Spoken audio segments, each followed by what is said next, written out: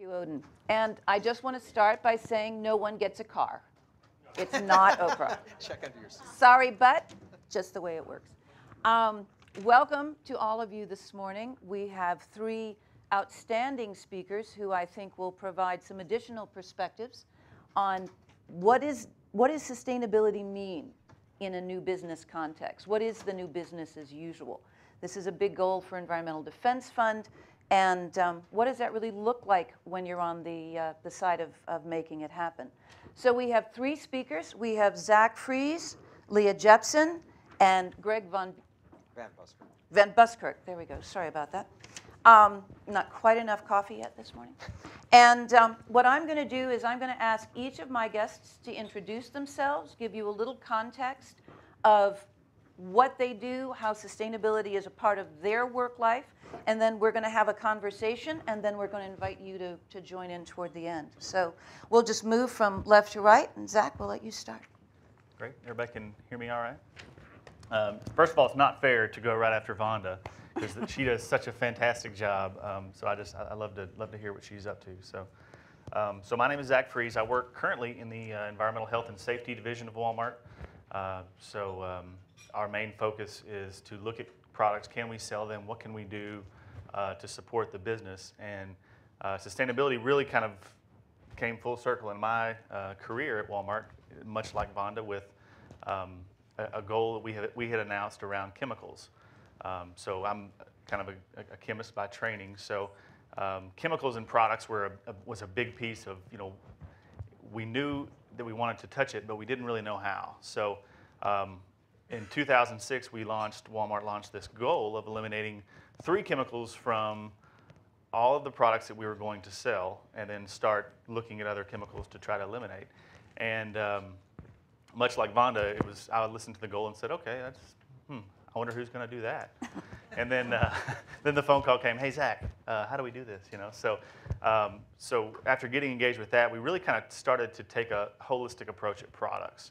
And really, my past 2-3 years with Walmart has been partially devoted to looking at products as with kind of in our chemical spread, and looking at chemicals that could be potentially hazardous, and scoring that product as a whole. So we would basically look at a product, if there's a chemical in it that's on a bad list, that something we can engage a supplier on. We would try to put it in a context where we could compare it with other like products. So we developed this tool called Greenworks.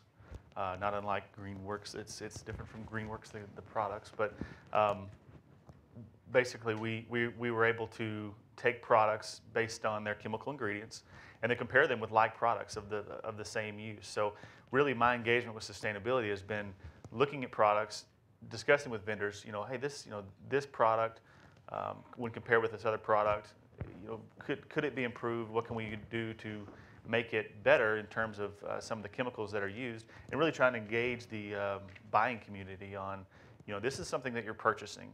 This is something that we've seen that could have a negative connotation. What can we do to encourage the supply chain to change their processes, to change some of the chemicals that they're using, and eventually not only work on the products that could be maybe the worst scoring products, but how do we tilt the floor for all the products to start looking in the direction of how do we move forward in the terms of chemical sustainability? So that's been my recent approach, and it's been great. I think we've made a lot of progress. We actually do measure the amount of chemicals that are used in products. So to see the trend of how it's going, it's actually been pretty fascinating. But getting the attention of the high-level suppliers, the smaller suppliers, it's really just kind of a broad spectrum of stakeholders. So getting everyone in the room, which we found is really the most important piece of the puzzle, and then getting our goals established is really kind of the challenging piece. But what's great to see is, obviously being at Walmart, we have the ability to make the change, and just encouraging suppliers and encouraging buyers to make those choices has really been our main focus. Thank you. And Leah? That's loud, isn't it? I've been in retail for 17 years. All of that has been with Walmart, amazingly. I did an expat assignment for 5 years, and most currently have been in sustainability within our private brands / sourcing area.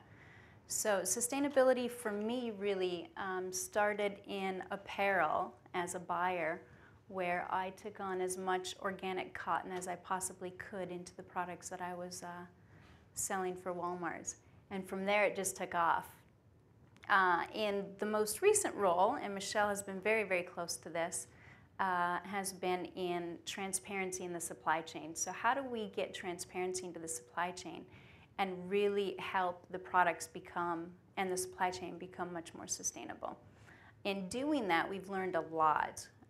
Zach went through a lot of learnings that he's had over the past couple years, but we've learned a lot, both from supply chain perspective, but also product perspective. And I think we've relied on you as well a lot, Zach and Michelle, to help us through that. So really it's been supply chain and the products within that supply chain that we're digging into. I'm Greg Van Busselkirk. I sound loud too. Let's calm down a little bit. Sorry about this. Like Zach, I'm trained as a chemist. I came out of graduate school in 1980 and worked for Clorox. They were the first company I worked for. So my perspective on this is going to start out almost like be careful what you wish for may come true. It's going to be around trying to put together a sustainable product line and then the ripple effect that comes from that. My current responsibilities are providing technical background for our external communications, but as I said, for over a quarter of a century, I was involved in doing product development for laundry and for home care. I was born and raised in Northern California in the San Francisco Bay Area, and that comes kind of with a pedigree that I think people assume that you're an environmentalist per se. What I'd say is I am a tree hugger. I'm not a tree spiker. Coming up with a 3-word slogan was going to use I bleed green, but I thought that was a little bit trite. But my prejudice was toward making safe cleaning products, environmentally responsible and sustainable cleaning products. Now, before I go too much into Greenworks, I do want to say that in the entire time at Clorox, there are people that say, how could you work for such an entity such as Clorox and as just a mainstream consumer product company? And I can say honestly that in the entire time there, I was trained, I was pointed in the right direction to always make those choices in terms of safety and environmental responsibility. And just one short story, if you'll allow me the moment. There was a time in which I was reformulating a hard surface cleaner to improve soap scum. Not an earth changer in there, for sure. And there was one chemical in particular that's a very common one. It's being used in personal care products and in cleaning products. And an analog to that had just been found to be a cancer suspect agent by some Japanese researchers who had fed mega doses to mice. And so my colleague in product safety and regulatory says you can't use that analog. Now, that analog hadn't been under suspicion. It was this other chemical. But I started grousing about the fact that I was having to come under the thumb of something that didn't even apply to me. And I was in a lab of a friend and colleague, and he said, Greg, you, Northern California liberal, you're so open-minded. What if you found out that a company had put out a product with an ingredient that they didn't know the total safety profile of? How would you feel then? It was a really sobering thing to come to terms with, that even though I thought of myself as open-minded and progressive, that I was defaulting to the easier solution. And it's so sobering that I remember this 25 years later. So for any reason, if Fred Keene, if you're listening to this back in Pennsylvania, I remember you. I do want to emphasize that most mainstream product development companies do follow safety and environmental guidelines that probably exceed the standards that you would hope for. I don't want to set ourselves at Clorox and Greenworks as being higher in terms of the safety and environmental profile. As I said, we do live for that. But as far as Greenworks, as we are looking at a framework about what would differentiate us in the category, and this did date back to 2005 when we were starting to look at as you would say, the trend into natural products. We thought safety and environmental, of course, we have to be on top of that. But as I started to do research online, I found that this renewable sourcing it should be no surprise here, something that was coming out as a general trend, that we should get ahead of that. And I also firmly believe that there was a big overlap in consumers that wanted those natural products and those that cared about animals, animal rights folks. And so one of the orthodoxies we had was we were going to do no more animal testing, at least on these products.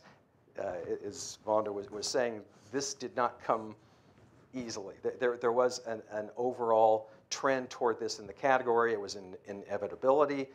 We were already working toward that, but it came to a head with Greenworks. And we also carried that over into no animal sourcing, so no tallow products and so forth. As I said, this did not come popularly. There was one person who said, we don't talk about that in our ingredients, we're going to do it anyway. Until another group, fortunately, came up with the same conclusions, and it became our doctrine, our orthodoxy. And what I am proud of in that is that we did bring it to a head with the Greenworks products. And when our CEO went to present a check to Ellen DeGeneres for Brad Pitt's New Orleans Fund, she said, what I love about these products is you don't test them on animals. And so that felt great, frankly. Our true north, our differentiator would be that we are going to avoid petrochemicals as much as we could, as much as technology and in terms of availability would allow us to do that. Incidentally, this did not make us popular with our suppliers who otherwise were selling us petrochemicals. Again, I didn't want to set us on a pinnacle. What I told them is we're not making a judgment as to the better or worse choice for ingredients. However, there are consumers out there, a growing number, that want those products with their renewable sourcing, and we're going to provide that to them. So we were trying to listen to the voice of the consumer from the initial stages of Greenworks. Our initial stages actually started in 2006, early in 2006, and we came to the conclusion that we didn't have to take anyone else's technology. We knew how to formulate cleaning products, and we could do this on our own. And then came an inconvenient truth, our new CEO that had sustainability embedded in his DNA, and the Walmart initiative. So it all came together in this convergence that fortunately, because we were kind of ahead of the curve, got us out there at the vanguard. We have kind of a reputation for being followers. In this case, I think that we were among the pioneers in it. As we're finishing up our development, we became siblings, if you will, with Burt's Bees. And Burt's Bees, we bought that business. They were engaged in trying to certify some of their products through the Natural Products Association.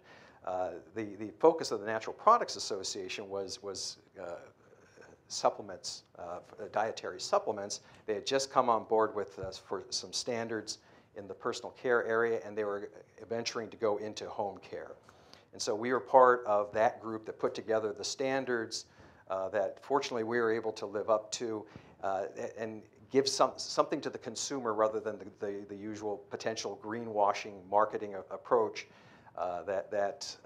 We would have a uniform standard that everyone could see what it was, if you will, transparency into what we were calling green.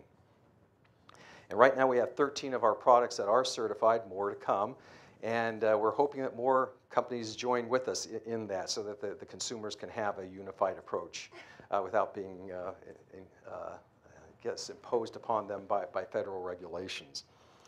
I wanted to talk about one other deviation from our usual business practice. When I was putting together what I call the orthodoxy of what our formulations would be, I said, you know, I used this example earlier today. We're like that Gary Larson cartoon of two deer standing next to each other, one with a target on his chest, and the other one says, boy, bummer of a birthmark, Hal.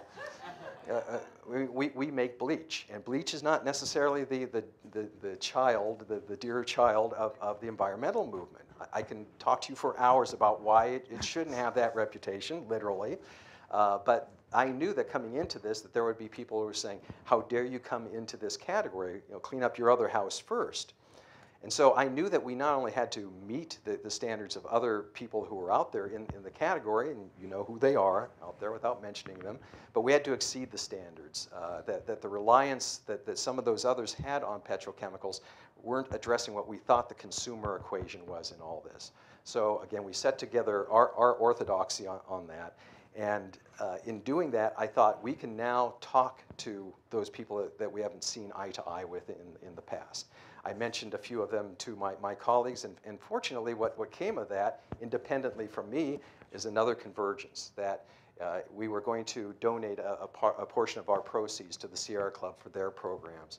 And when we would talk to Greenpeace, who had a cause back in the 90s of chlorine-free in '93, and we did convince them that we were not the source of dioxins. Household bleach is not the source of dioxins, that used in its normal way, that it is safe and biodegradable, and there should be none of this baggage on it. But it did have one thing that they really did care about, is the supply chain, that we were shipping chlorine by rail to our 7 different plants throughout the United States. And in case you haven't heard, there was an announcement almost a year ago to this time that within about 2 more years, we'll no longer be shipping chlorine gas around. We're going to have our suppliers make high-strength bleach in their plants, and that's what they're going to send to us. And parenthetically, in the entire time that I've been at Clorox, over 3 decades now, the consumers have never had a gas release, a chlorine gas release from our supply chain. But now, because of the threat of terrorism, they never will be either. So where do we go from here? We'll be talking about these subjects individually, but raw material sourcing. You know, it's amazing how nimble you can be when you don't have many choices, actually. But you don't necessarily have the best choices, and there are some product lines you can't get into until those raw materials come about.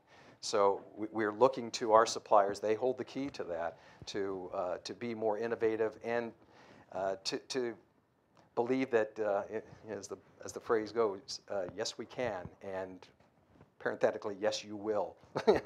We're past the tipping point on this one. If you don't get on the train, you're going to be back left in the station. So get into your supply chains yourself and change those hybrid molecules even into completely renewably sourced raw materials. Cost, as you know, is always a challenge. That's been mentioned. The greatest pain is right now. Even though there's a high cost of petroleum, that trickles over into petroleum substitutes, our raw materials. It's what the market will bear. And so this oil pricing gouging, if you will, this is coming to roost also on the renewable raw materials. So that's going to continue being a challenge in pinching our margins. And finally, Greg, pricing. I'm going to get you to hold just a minute, Yeah. and we're going to get a little bit more exchange going on, so we're going to come back to you for that thought as well. But Leah, Greg talked about how they've rethought their category.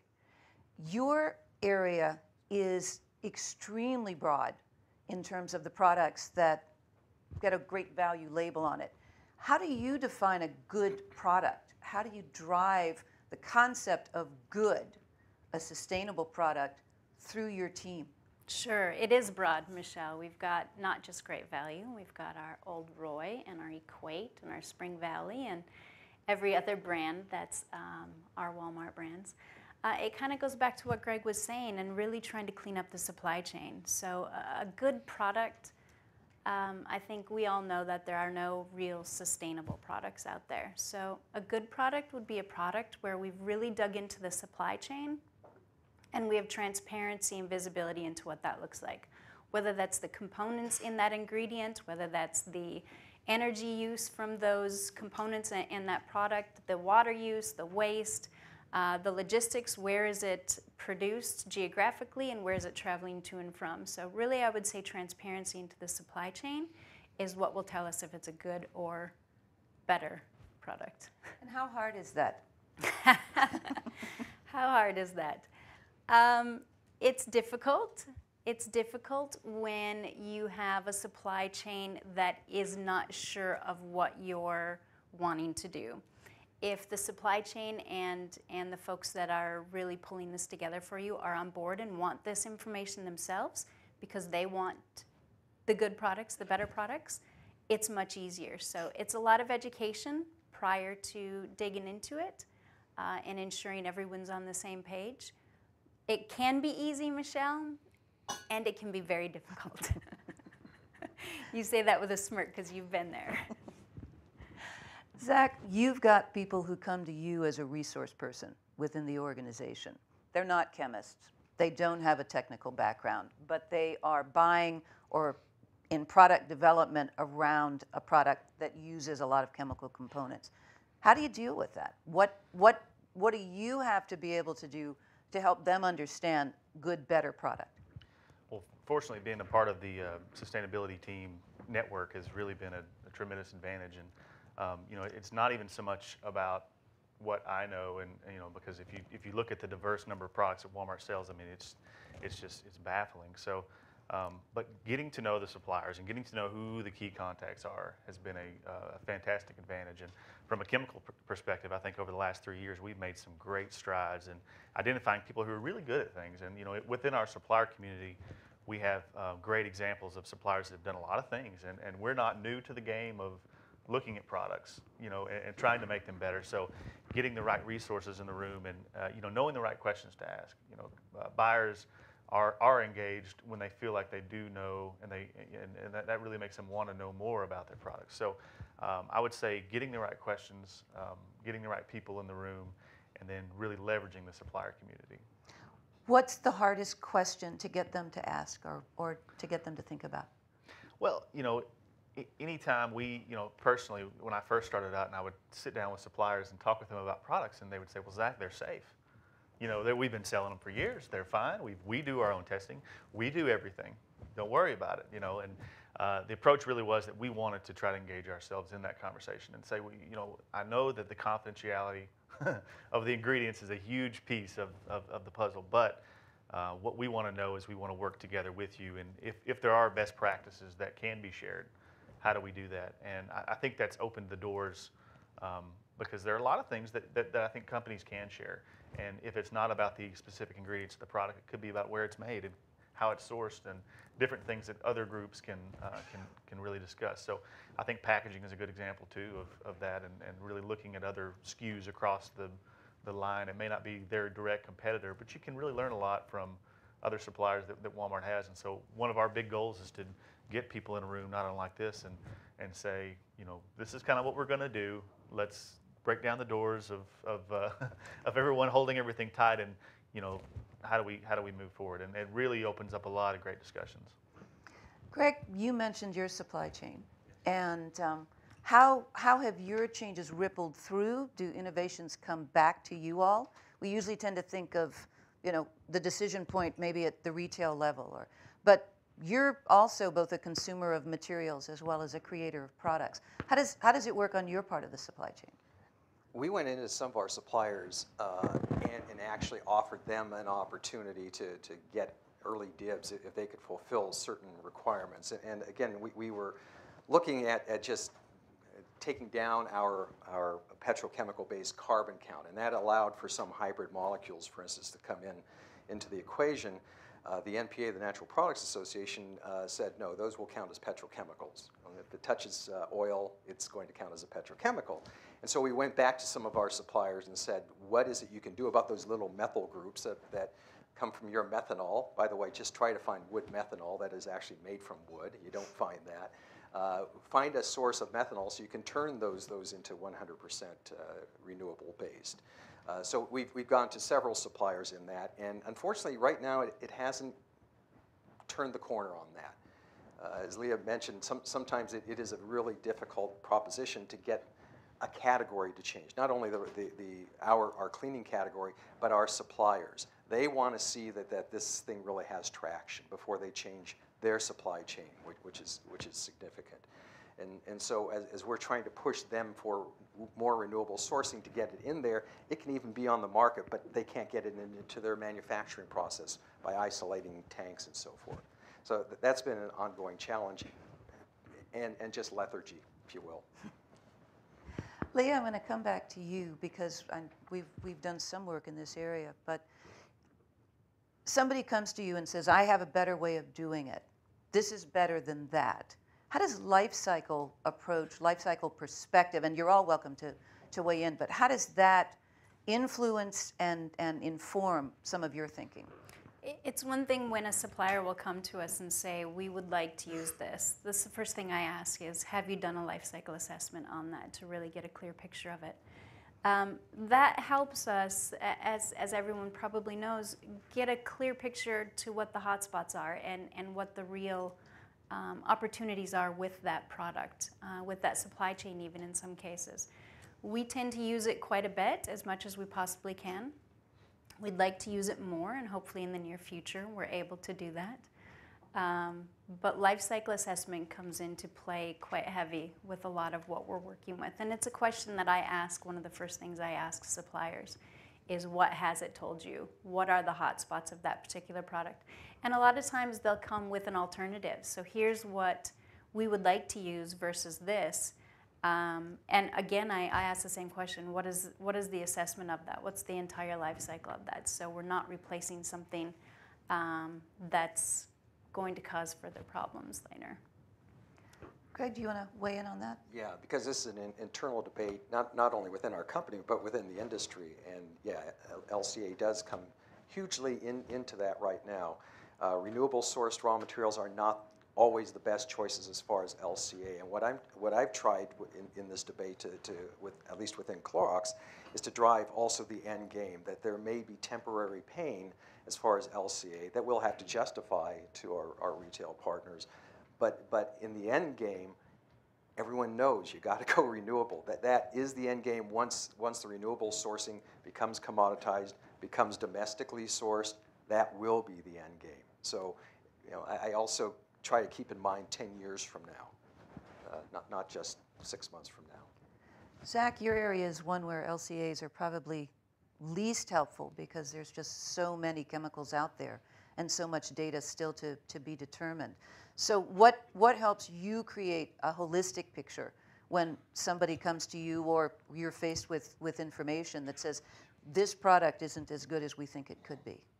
Yeah, I think it's an ever-changing field, and I think that's good because I think it continues to spark the improvement that we're looking for. But it is, hazard assessment, for instance, is something that, when you look at a life cycle analysis, and this, it just, you always want that to be something that you consider heavily, even though in the life cycle picture it may not be the strongest piece that you can improve upon. So I would say that, like my colleagues say, it's a little challenging, but one of the pieces of our network is that even if we do have the index, and if we do have the life cycle impact and all that transparency, that the chemicals at least are something that we still continue to evaluate separately to see what challenges can be made. Because you could have a product that's produced an hour away from the distribution facility that is made from 100% renewable resources, but can still present a hazard, potentially. So that's something that we have to weigh, and we always have to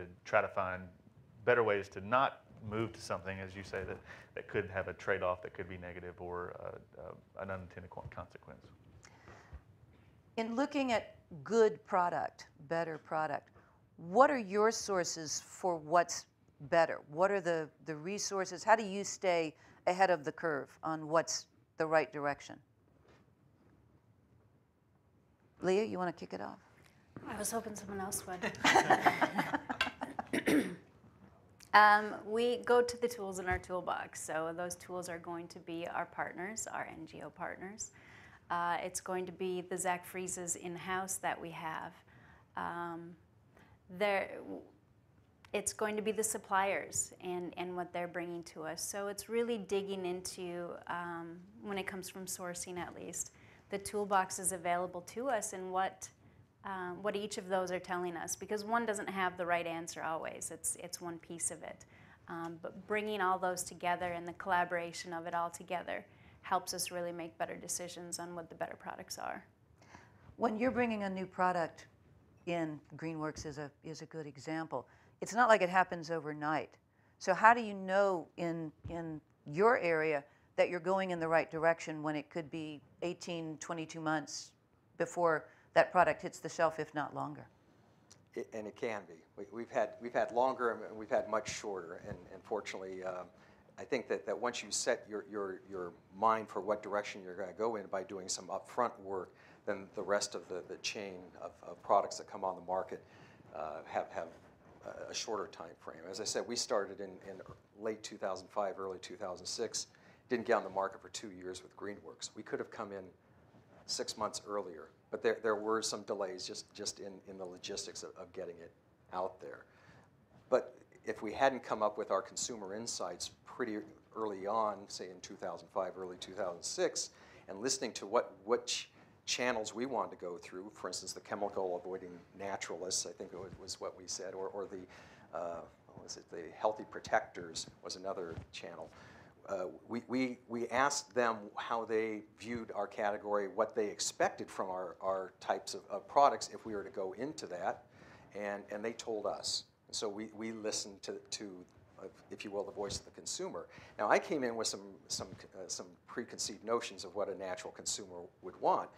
No dyes, no fragrances. When we actually asked the consumers, they said, no, not so much. that they actually want to see that they had something that they were using. So having some colorant wasn't a bad option for them. Having some perfume in there from fragrance wasn't a bad option. But to kind of hedge our bets, we do have our free and clear type of products out there too. So we did kind of still listen to what we think is the voice of the natural consumer. To Leah's point, though, you do have to take a look at all the things. For instance, a packaging approach. You can have what in your mind would be a natural-looking package, and it gets lost on the shelf because it looks like every other plain wrap generic product out there. So I don't underestimate the fact that you have to wed sustainability and packaging and labeling and the shelf impression with the fact that we still want to make a responsible product. Zach, in the work that you do, in many cases, the buyers themselves can be your customer because they're trying to understand this. Where does the customer, and I'm going to ask Leah and Greg to weigh in as well, where does this start to make sense facing the customer, starting with your buyers? How much technical information really helps?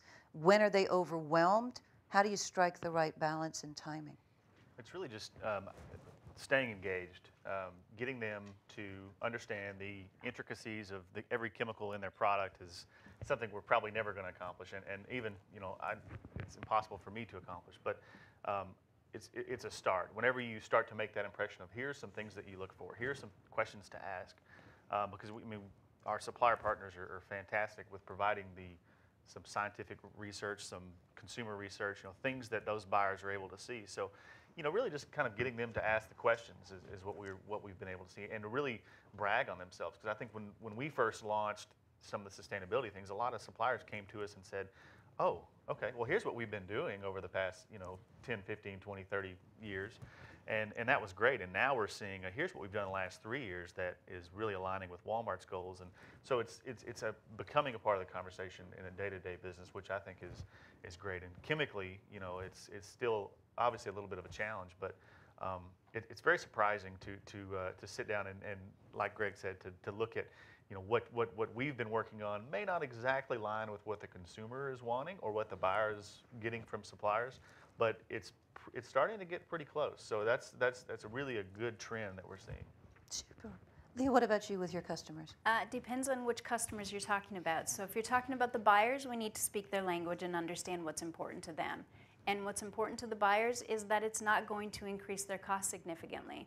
The great thing that we're finding with sustainability right now is when you look at sustainability and pull out the inefficiencies, we've got cost savings with that.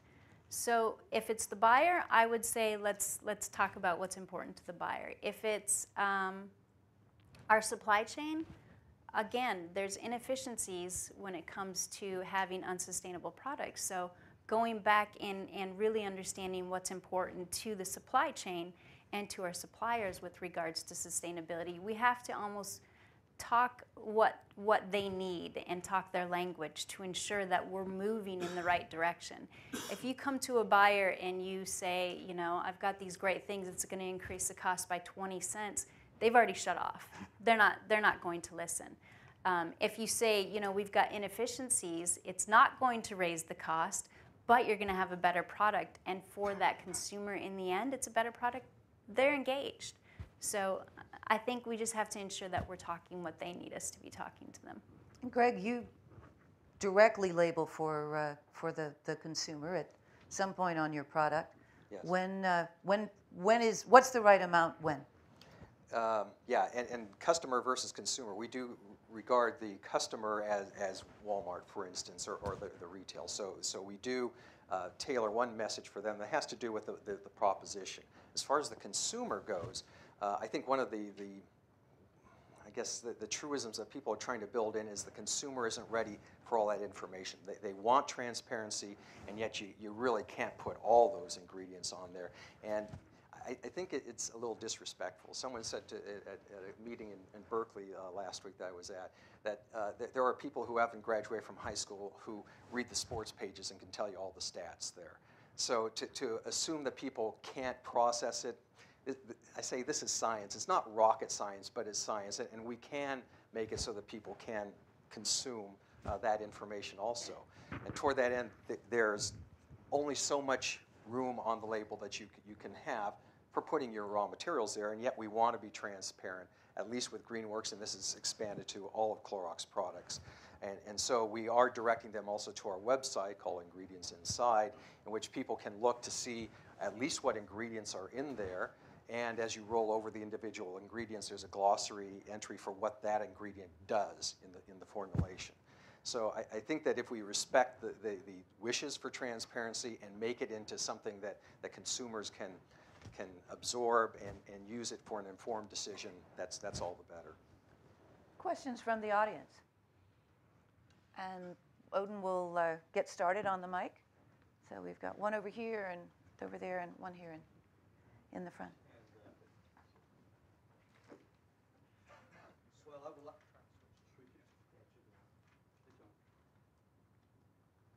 I think I can communicate clearly here. I would like to start with Dr. Van Buskirk. Right. You mentioned fairly assertively no petrochemicals. And when I think petrochemicals, I think hydrocarbons here, a little further behind in the chain. But when I look around wherever we look at, we're surrounded by ethanol, ethylene, polyethylenes, right, in some other format. We're sitting on it right now here in our chairs. Yes. Do you see is that a personal view, or is there a camp in the scientific community that has that strong position regarding the use of crude oil, hydrocarbons, and going to renewable resources? In terms of the ingredients within, if you will, the cleaning juice, I think that there is a camp that now is thinking that moving away from any non-renewable source, whether it be oil or coal or natural gas, is not where the consumer wants to be. And I think that message became consolidated in 2006, once again, with the inconvenient truth that the one good thing about renewable sourcing is it takes away the carbon also that's in the atmosphere. So I think that there is a cap. It probably was a seed of mine, along with some others within Clorox, to drive us to that decision. And I think that the momentum is growing, especially now that there is this standard out there by the Natural Products Association. As far as the packaging, you bring up a great point. All of our packaging right now virtually is in petrochemically based plastic. And we are always asked, well, what about things like polylactic acid, PLA, and the sort that are also renewably based? And there's two things. That supply chain isn't well enough established yet. That it not only isn't well enough established in terms of quantity, but in terms of being able to do load bearing, for instance. If you get some of this packaging in warm temperatures, it crushes. And so the properties of the plastic aren't there yet. But it's going to come, and I hope to think that we're on the vanguard of that. Secondarily, in terms of that little triangle at the bottom that tells what sort of material it is, it's considered other. Okay, those standards were set up at a time in which, in the recycle world, everything was petrochemical based. Where does other go right now? It goes into landfill. And frankly, I would like to see it in terms of not only of being renewably sourced, but recyclable. And that feed stream isn't available to anybody yet. Leah and Michelle, I'm curious to know if domestic cotton farmers are involved, as well as the National Cotton Council, in conversation and feeding your suppliers for your apparel in Walmart. Domestic cotton farmers, I know you're buying organic cotton. Is organic cotton coming domestically, and is the National Cotton Council involved in this whole movement? Yeah, so unfortunately, I have to go back. That was several years ago in something that we were working on. I haven't been involved in the organic cotton for probably 4 years now. But yes, it was both domestic and it was also imported cotton at the time. I'm not sure what it is right now, but we can get your name and I can find out more information. Sure. Questions in the back? Maybe over here? Yeah, over here.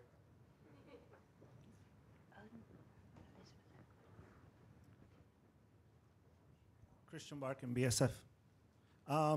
Just a couple of questions for Leah. So you said that transparency is crucial for sustainability. Have you looked at whole chain traceability? Because that's what gives you transparency all the way to the beginning of the supply chain to actually measure or capture parameters for sustainability. And the other thing is, if you use the life cycle analysis as a comparative tool, have you also considered using that tool instead of comparing methods and production and processes with each other, actually use it to show progress in time of the same product or the same entity, because that is much more not threatening and actually it solves what we're looking at to actually have progress in time. Yes, we agree with you. On the second question. The first question, can you repeat the first part of it? I'm sorry. You said that transparency and visibility across the entire supply chain is key for sustainability. My question is, have you looked at whole chain traceability? Because that gives you transparency. And the way I see it, the way we see it at BSF, they work hand in hand. You're right, you need transparency, but we haven't solved the traceability issues yet. We're still trying to hide it and talk about traceability if it's, as if it is already there. And it might be there at individual companies and production locations, but there's nothing out there that links the entire supply chain together. There are solutions that can do that. Yes, another great point you bring up. So both questions are yes.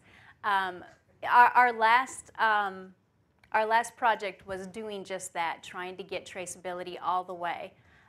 We took 3 products, and the example I'll give you is our turkey breast, sliced turkey breast under a Great Value label. And what we did, and EDF was an essential part in making this happen, is we traced it not just to our suppliers, but through to their suppliers, to their suppliers, to their suppliers. And we got as far as we could go. And in this case, we were able to get back about 6 tiers, not all the way, but pretty far. And it did give us a lot of visibility into the suppliers who were working with our suppliers and how sustainable they were or were not, or how much they were thinking about it or were not thinking about it. You're right, completely right. It's not an easy task to do. But the more we do it and the more we get people thinking about their entire supply chain, I think it'll start happening faster. Michelle, do you have anything to add on that? I think the what was surprising was tracing back, as Leah said, we were looking to go back 4 nodes. In some cases, we were able to get back 6 or 7. Was the inefficiency and the number of times the same people showed up as a 2nd-tier provider, as a 3rd-tier provider, sometimes all the way down to 4th. We expected that we would see things that, sometimes spread out and sometimes narrowed.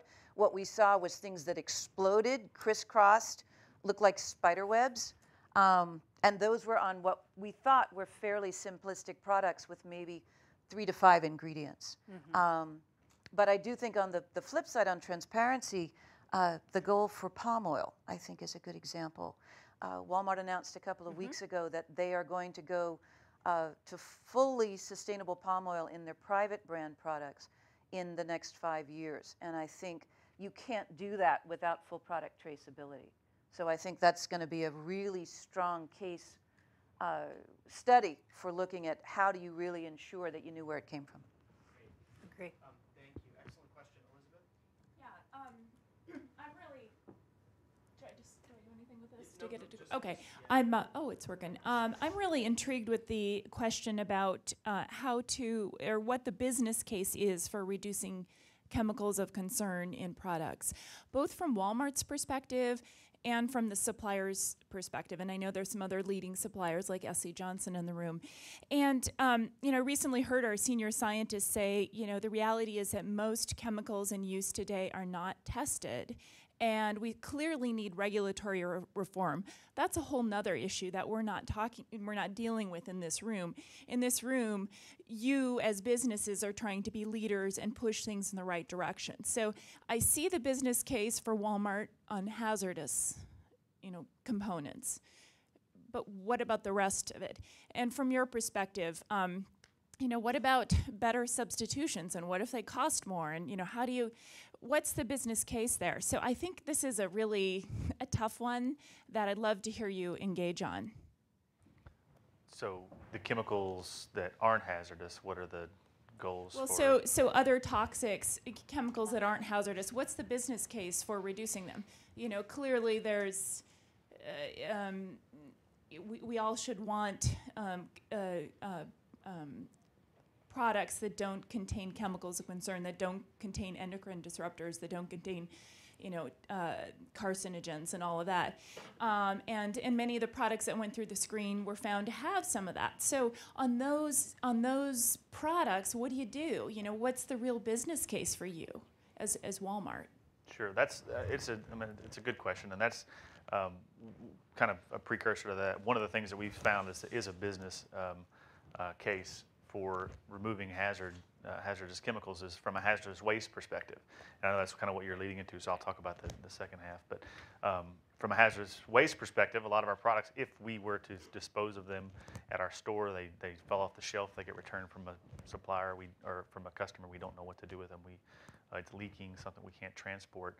We do have to manage that as hazardous waste and pay quite a bit of money for it. So reducing those hazards that could make that product a hazardous waste is obviously a very big business reason for us to take out those hazards. But outside of that, when you get the bigger umbrella of chemicals like endocrine disruptors and some of the things that we're finding new science on, and kind of what do we do on, it's probably a little bit more difficult, because we can't say if you take this chemical out, this will happen. It's not a very customers will buy this if you remove this. So that's something we struggle with, and personally, that's one of the things we have to really engage the buyers on, because now you see of course the new FTC guidelines have come out for green labeling, but the know this, know that, and that kind of has its own market. But being able to make the case for taking these chemicals out of products, obviously nothing unnecessary, really just evaluating the products and why is this needed, why is this there. It's been the biggest thing that we've been able to do, is that if we do identify that there's a carcinogen in a product, having a buyer sit in front of a supplier and say, why is this in your product? Even if there's a perfectly good example of why that is, just asking the question gets them thinking, okay, so Walmart knows I have this. What are we doing about it? How do we move that? And it may take, SC Johnson is a great example of someone we partner with. They have a great chemical program, and we flew up there to look at the program and see how we could take advantage of some of the principles that they've established. And it's really about just asking the question, providing that visibility, and then working, if it's not a 1 year, 2 year, 3 year, what's the long-term goal to remove that and work towards better solutions. So it's something that we have to keep efficacy in mind. We have to keep cost in mind. Like Leah said, you're not going to go raise the cost on something with a replacement that may not even be evaluated yet. So we've got to be able to do all those things and then still obviously sell products. So it's a challenge, but we've seen just a tremendous amount of progress, at least with engagement of the buyers and suppliers, by just asking one or two questions. And just want to see if there are other folks who haven't asked a question yet at the back of the room. Anybody have a question? Right over here. I'm kind of curious if there is a particular attitude, or if you're aware of an attitude in Walmart towards legislative controls. On one hand, I'm sure you probably oppose it. On the other hand, doesn't that level the playing field and make the cost more competitive for you in terms of sustainability? And in particular, I'm aware in California, I think there's an argument going on in the legislature to ban all plastic bags. Is that something you would oppose or support? It was Vonda answering those questions earlier, wasn't it?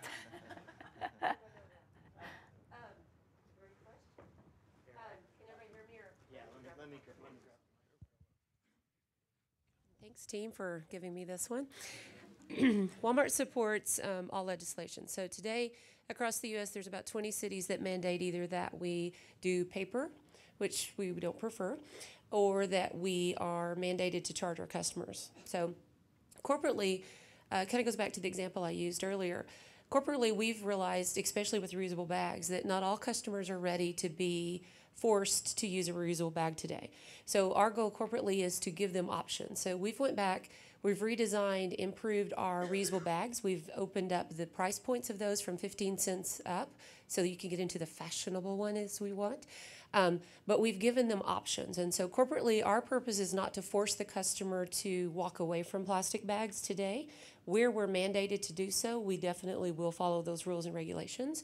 But we want to educate and help our customers make those choices versus forcing them to make them.